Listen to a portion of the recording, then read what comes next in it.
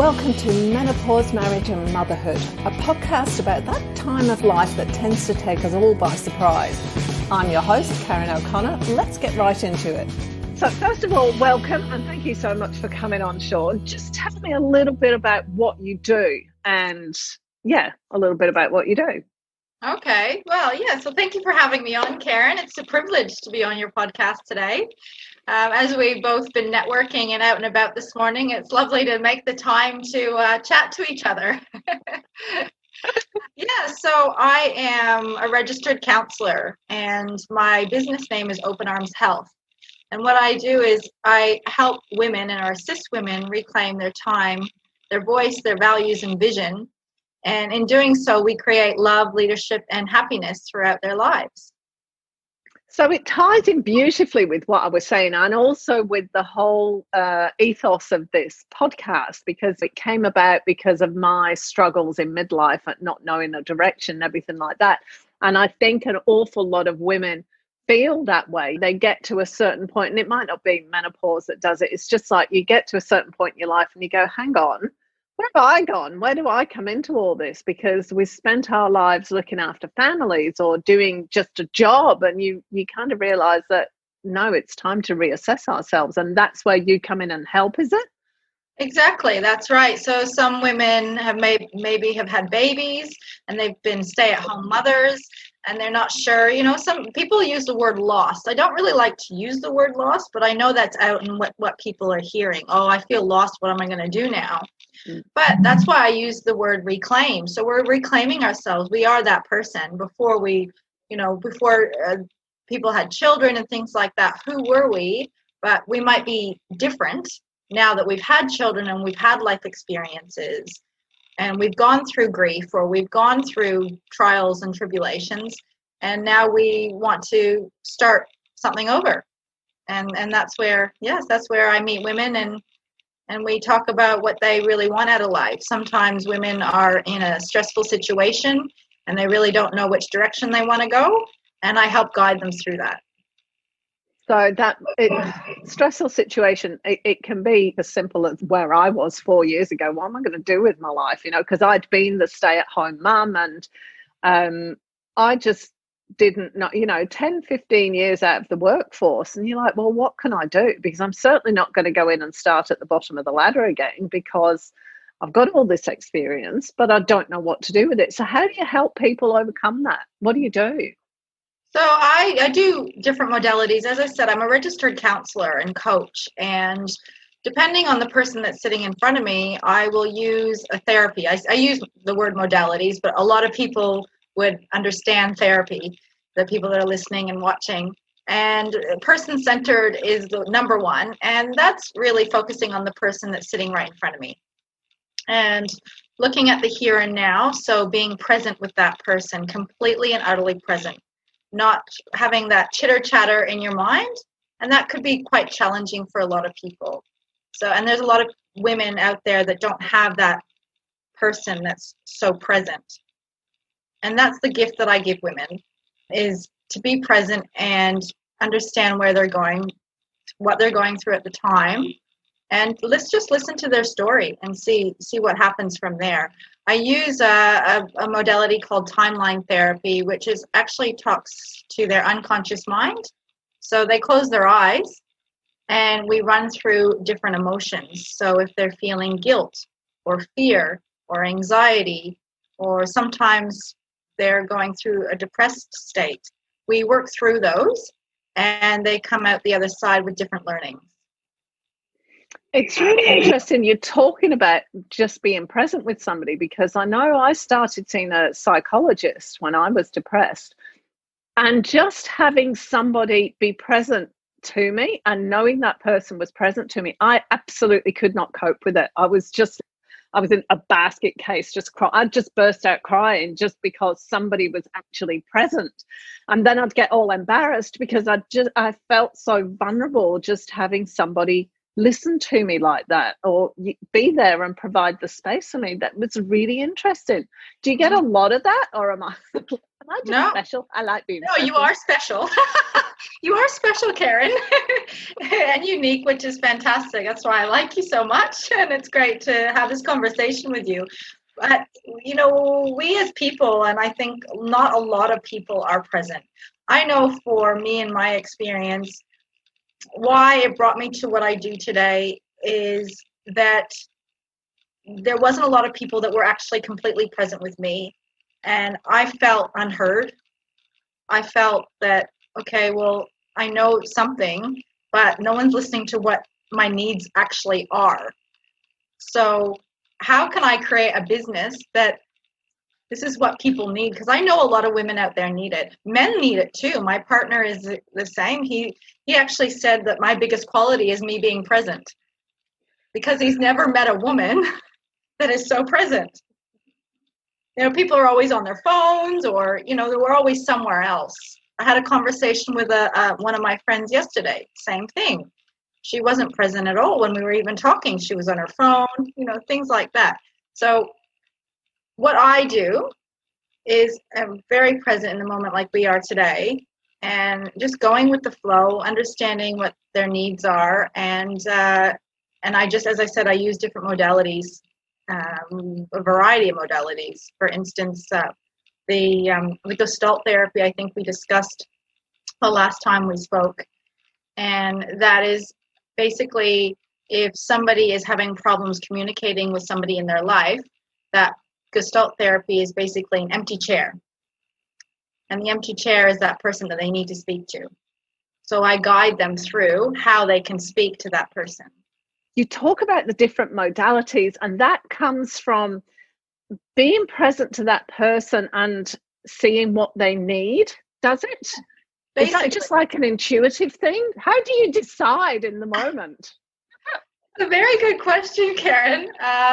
Well, yes, it's partly my women's intuition, because I have learned over the years and working with different people, and I have worked with children in the past, and just reading people and people's behavior, their what their needs are in that moment. Also, as I said, I have studied counseling for over 7 years, and I studied all these different modalities. So that's partly my background, is knowing different parts of therapy, so I can use the techniques with people, so I can help each person individually.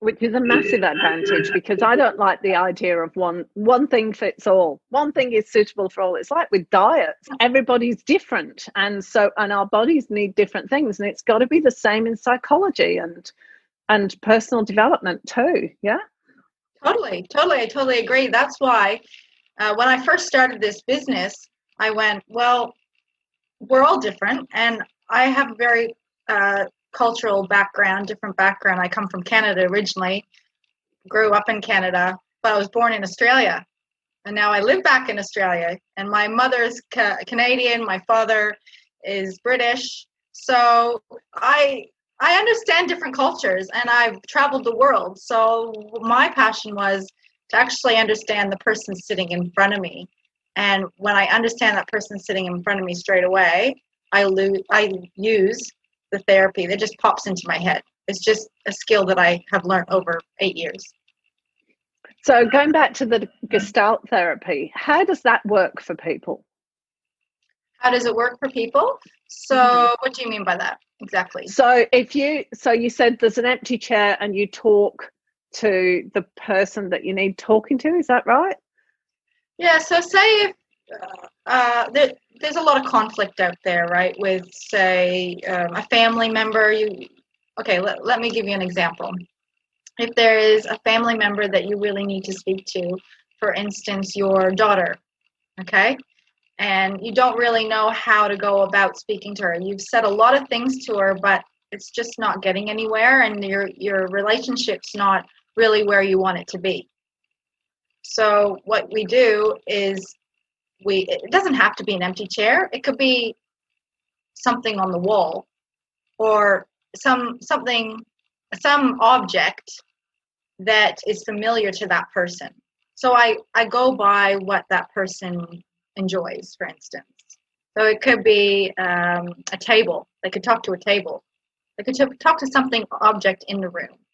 And they basically talk to that object for, I don't know, 5-10 minutes, just letting out what they really need to let out. So they're actually speaking up in session what they really need to say, which is actually practice for them to go out and speak to that person and build that relationship with that person. It's kind of like my experience with journaling. When I started journaling, it was just like all of this stuff came out in no particular order. And then finally I got enough stuff out to start to think and communicate clearly. It's I suppose in a relationship, it's a similar kind of thing. Get all the rubbish out, and then you can see what you want to say in the right order and in a way that's not accusatory and emotional and resentful and whatever other emotions come in. Is that how it works? Is that what it's about? That's it. And it's just getting the emotions out so that you don't go straight head on. And a lot of people get defensive in relationships. Instead of getting defensive, I teach women a lot of effective communication. So I spoke on another podcast yesterday about I statements. So I feel da da da da da. You know, I feel that this is not working for me. I need to do this. Instead of blaming the person. So you are not doing service to me, blah, blah, blah, blah, blah. Do you know what I mean? So that's sort of what I do that's what we work together. I work with women and I help them practice their different skills that they need to relearn. So it depends, as I said, it depends on the person and sitting in front of me. Effective communication could be for some. I've had a client actually for 3 months, and she's needed a lot of self-care and self-love. But when she first came to see me, she wanted an intimate relationship. But she was also stressed and anxious about her work. So we had to go first her work situation, understand why she was stressed in her work situation, go through the different modalities for her, which I did the timeline therapy, which was talking to her unconscious mind, to help her understand herself so she could communicate with people in her workplace. Whereas that's a ripple effect. If you can communicate with people in your workplace, then you can also communicate with people in your personal life. So then she could eventually find that intimate partner that she's always wanted. And communicating with other people, for me, a lot of it is about communicating with myself. Because as you're talking here, I'm thinking about, I've just started up a new business and I've got a list of things to do as long as your arm. And I can't think about anything else until that list is ticked off. But I also expect myself to do probably 10 times the amount in one day that I'm actually capable of. So I put myself in this permanent, stressed out, not good enough, whatever state. And what I'm hearing as well for myself and for people like me is it's a communication with self as well, because I just went, that's what I'm doing. Right. I need to have a conversation about this and see why do I feel the need to do this? So there's all sorts of things kind of fall out of a conversation that you don't think, like you're saying there, you don't think was expected. It was work. She wanted an intimate relationship, but it was work that actually needed sorting out first. Exactly. Yeah. So that's what I do ultimately. That people do come to me for different things, but really we have to work on self. We have to work on them first before they can really help do what they do in life. Just like what you just said, you're not good enough and you're always stressed. A lot of women, I see that. A lot, so many people. It's taken me probably 10 to 15 years to be consistent with my life and my life balance and understanding that I don't have to do everything all the time. So that's why when women come to me, like you said, and you're like, oh, I have to do this and I have to do this and I have to do this and I can't go anywhere else until my priority list is done. But what I say to people and women in general is find out 3 tasks that you need to do through the day, just 3 big ones, and tick them off. Once you've done just those 3 throughout the day, then you can breathe, go for a walk, do a meditation, do something for yourself, and then get back into the next 3. So kind of doing them in little chunks so you don't get overwhelmed. So I forgot where I was going to go now because I've gone off on my own little tangent. And the little tangent I went off on, you're probably going to find this hilarious, is what psychology is behind the choice of thing that you talk to in the Gestalt therapy. It's like, it's like who chooses a chair and who chooses a table and who chooses a picture. And my mind's gone off. Stuck on that, aren't you? Like, it just keeps coming back into my reality. Yeah, right. Have you done Gestalt therapy before? No. Okay. Yeah, well, as I said, it depends on how much the conflict is for that person. So Right. I would ask them, do you want to speak to a chair? They have a choice. Do they want to speak to a chair? Do they want to speak to a desk? What is going to be relatable to them? It doesn't have to be either. They could speak to thin air. They could speak to me. I could be the person. But it's better if they speak to something that's not directed at me. Do you know what I mean? It needs to be directed at an object rather than a human being. So, and now getting back on track, in terms of finding that balance in your life, because I'm shocking. I just kind of told you just then. I've got my head down, doing stuff. And like my husband will say, do you want a cup of tea? Can't even hear him. I'm completely out of it. Yeah, so yeah. So it's a real effort for me to go, right, I've really got to go out and do some exercise today. I've got to stop and eat. I've got to stop and actually get present with my husband, or get present on the phone with my kids, or get present in this conversation that we're having right now. It's a real effort for me to do that. It's almost a physical thing of getting hold of it and just going, stick it to one side while I do this. Yeah. Yeah, and I can tell you right now what's happening with you. and I've been there. You know, women go in their heads as much as men do. So we're always we do go in our heads. If we're in work mode, it's always our heads. But we need to connect our heads to our hearts. Right? And that's part of the reason of being present. Yeah, you might have to do something in 5 minutes time, but that can wait. You just have it's really coming back into what's happening. What am I aligned with? Who am I? Let's just take a deep breath and talk about what's going on for me at this stage. And being, connecting your heart to your head. And one thing about what I do is meditation. And a lot of people don't really understand meditation very well. Do you understand meditation? I get the concept. I'm not very good at it. I tend to fall asleep. Yeah, a lot of people say they don't get it. But it's mindfulness. And meditation is just whatever's happening with you at the time, whatever thought's going on, you grab that thought and you place it to one side. So, okay, I have that thought. Okay, great. I can worry about that later. Right now, I need to refocus and be present. Oh, I've got that thought. Catch that thought. And then put it somewhere in your head, of course.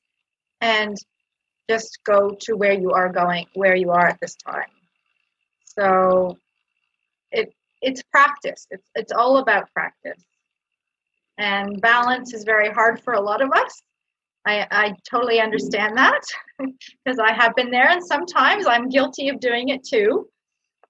But really, it is just being mindful of where you want to be in that present moment. Do you want to be with your husband right now, or do you want to be working? So if you want to be working, then you just communicate with your husband, okay, I just want to do this one last thing, and then I'll be completely there with you.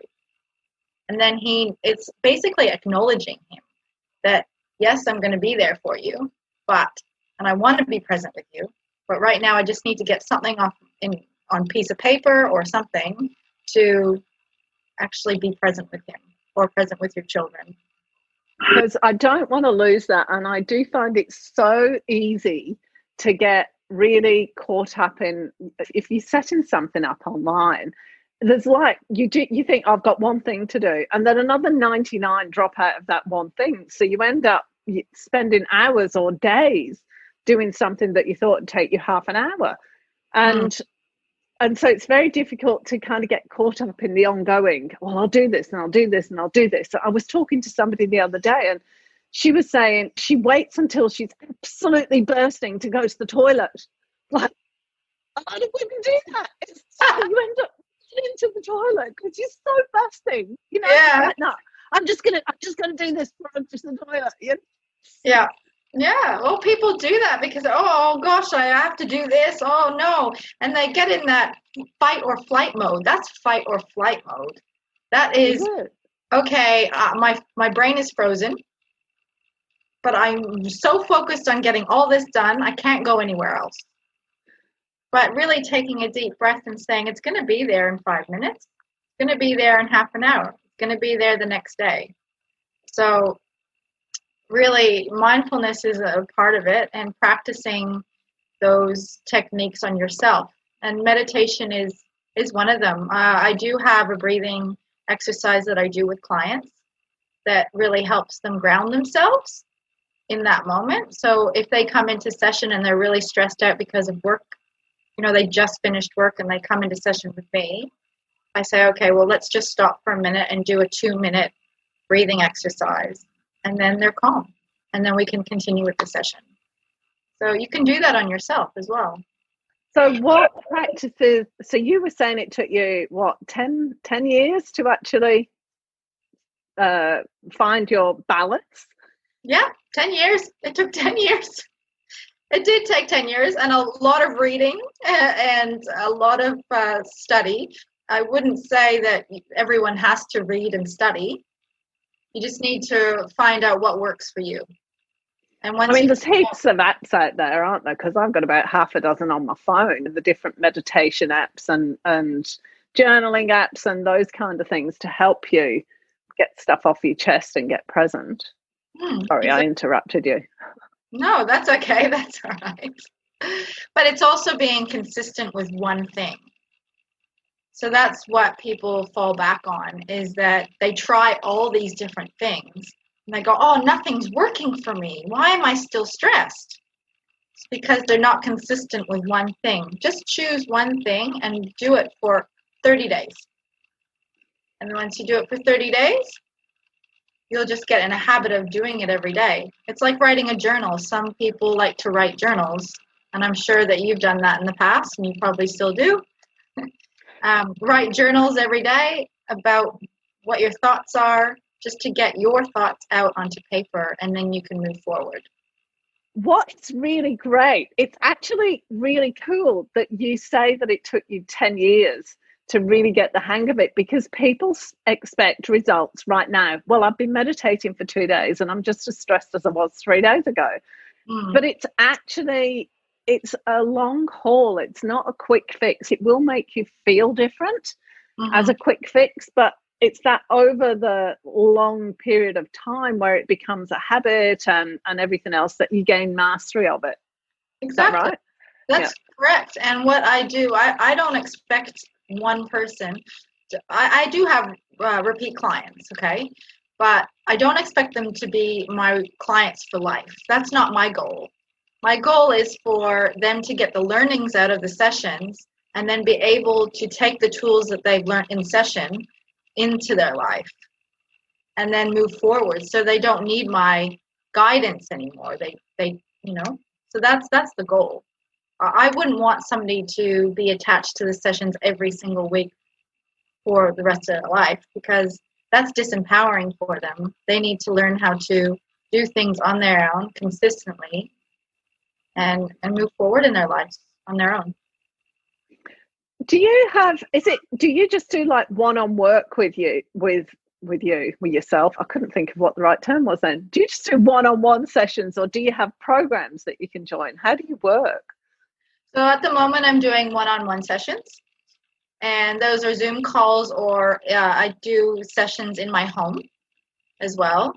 And I'm starting to do some events because of everything that's been going on with COVID. I haven't done an event since February.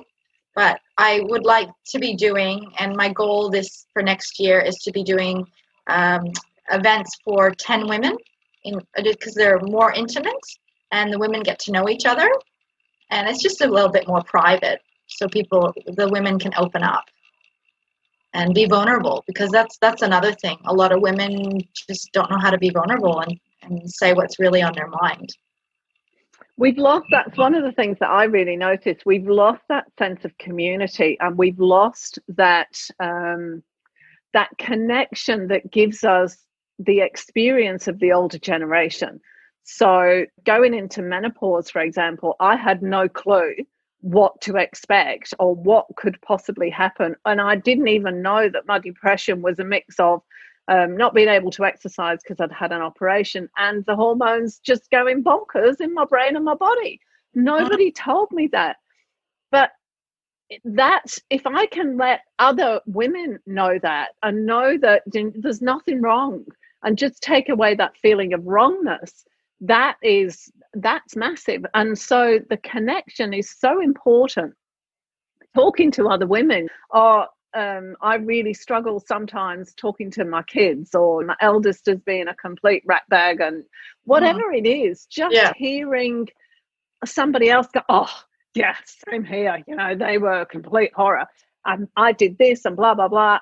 We've got to start connecting and sharing that experience again, because having the nuclear families and moving all across the world like we do now, we're isolated.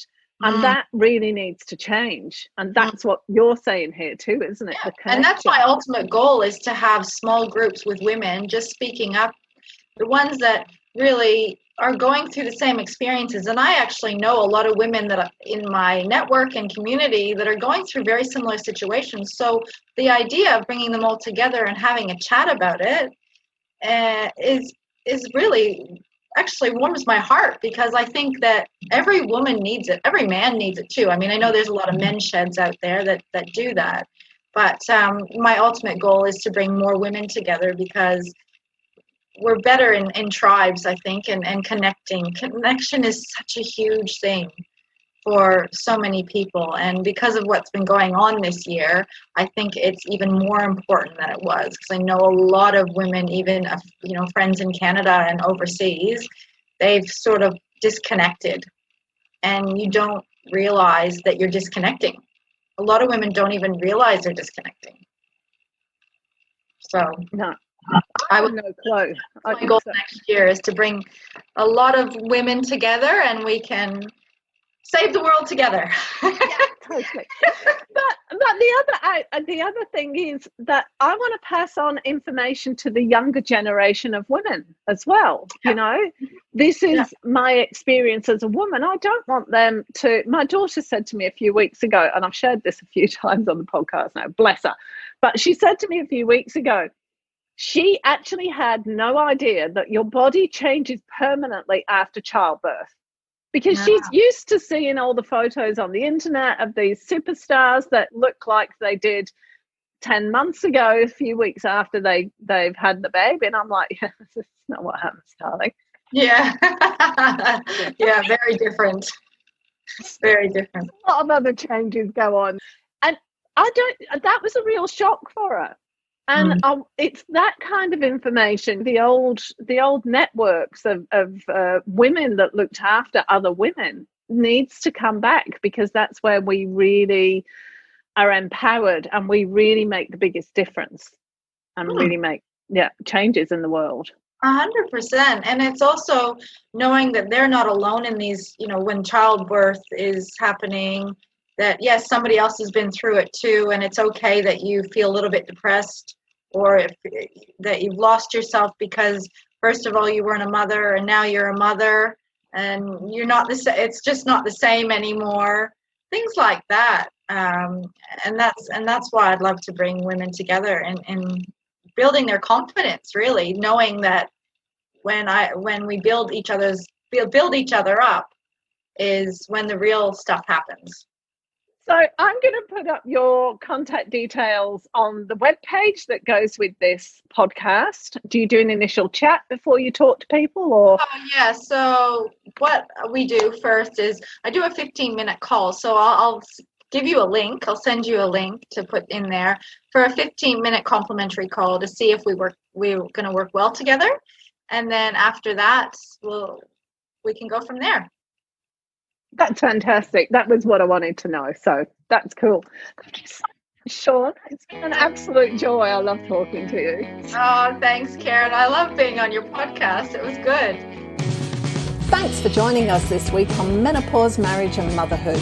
Make sure you visit our website, middleagedwomenstuff.com, where you can subscribe to the show in any of the players or via RSS so you'll never miss a thing. If you liked this show, you might want to check out the webpage, which gives you lots more information about both our host and our guest, along with heaps of other resources. Be sure to tune in every Tuesday and Friday for the next episode. And that's all for this episode. We can't wait to see you next time.